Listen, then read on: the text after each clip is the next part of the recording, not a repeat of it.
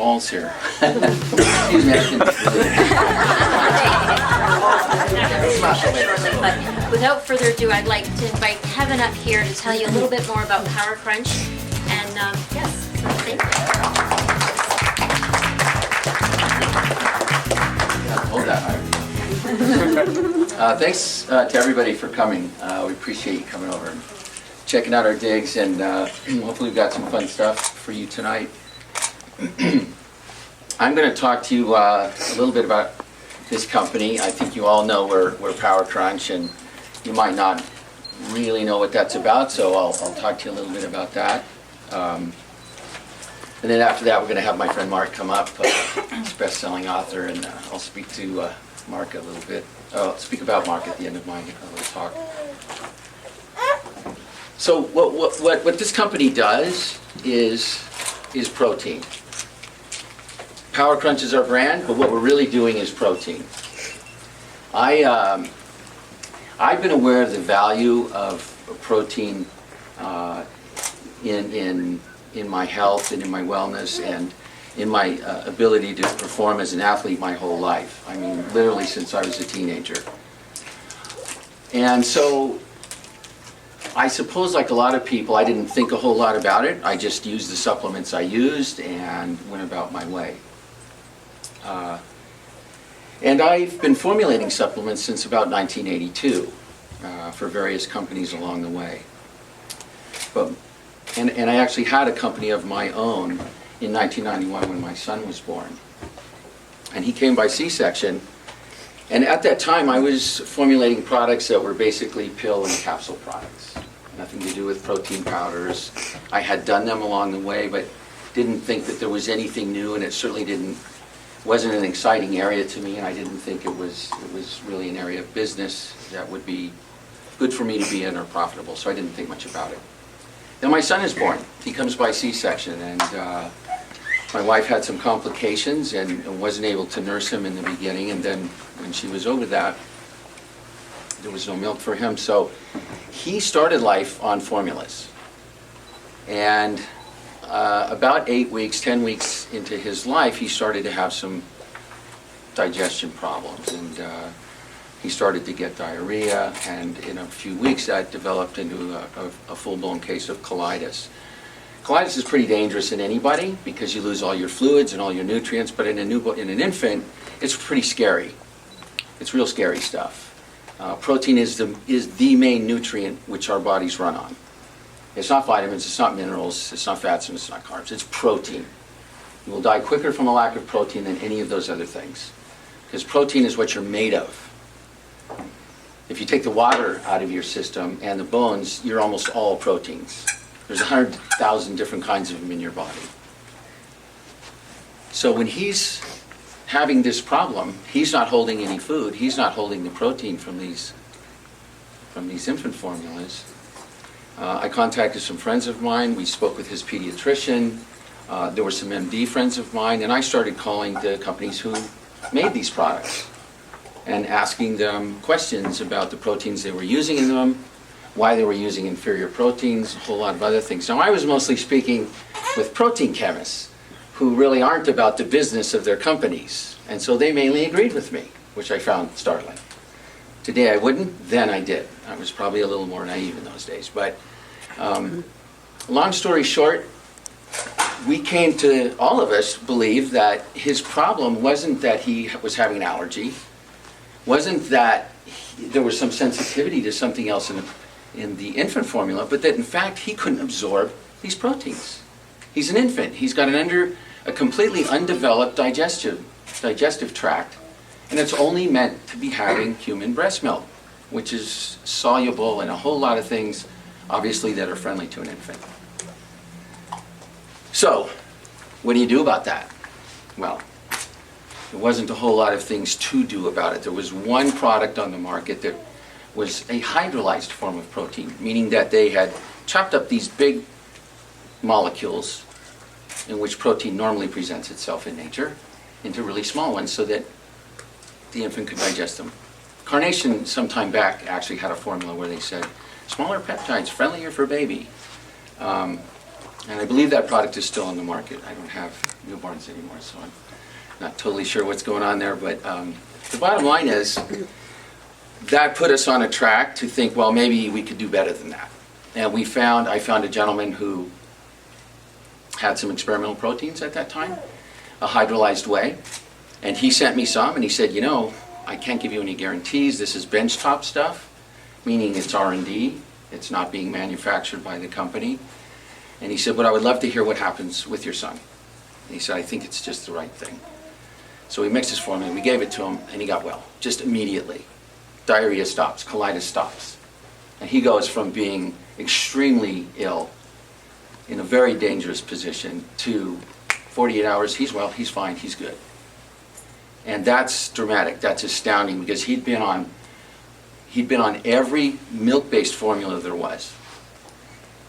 And no change. And we didn't try soy because it was clear at that time it wasn't an allergy thing. And when they wanted to put him on a soy one, I said, no, we're not doing soy. I'm not giving my son soy. So that's when I became involved with it. It never started out as a business venture. It was never supposed to be. But because of what happened with him, it really piqued my interest. And an MD friend of mine and another biochemist who were my partners when I started this business 20 years ago. And so we started to develop this. It was a long haul because these proteins weren't even being made commercially at the time.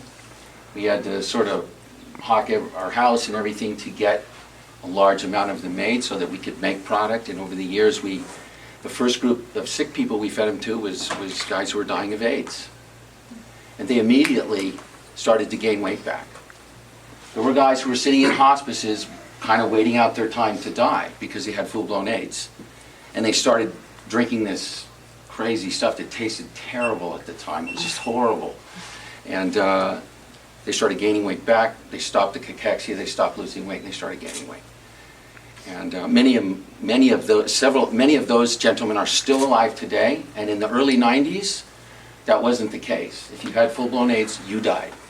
And it wasn't a cool death. It was basically a wasting away of tissue. So, where does that bring us today?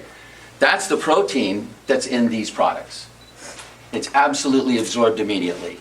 It's friendly to the gut. You don't get gas. It is an amazing journey what goes on in our digestive system to try and absorb protein from any source. And it may not seem that way, but if you would think about and if you would pay attention to what goes on with your body after you eat large protein meals or supplements, you would notice that most often there was gas attendant. There was some sort of discomfort in your lower intestines. Not that these things are terrible for most people, but they're not that comfortable. And the reason is there's protein that's not absorbed. It's not digested. And what we don't digest feeds the bacteria in our gut. And they make gas. There's your connection. It's really simple. That's why beans are the musical fruit.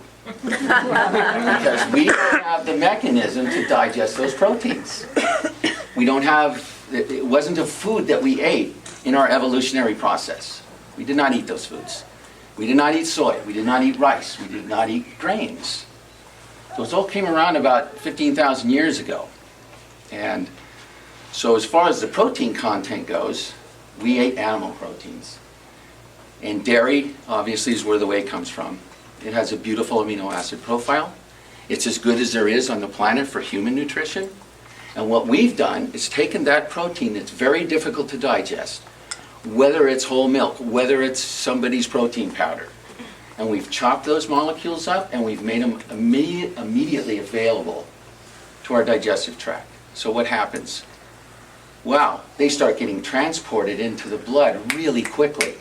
And we find out, just 10 years ago, that they actually use a different transport system, much more effective than the digestive process that whole proteins normally go through, and use a different transporter. Because all protein, you don't have my balls here. Excuse me, I didn't really. It's not the way it was supposed to be.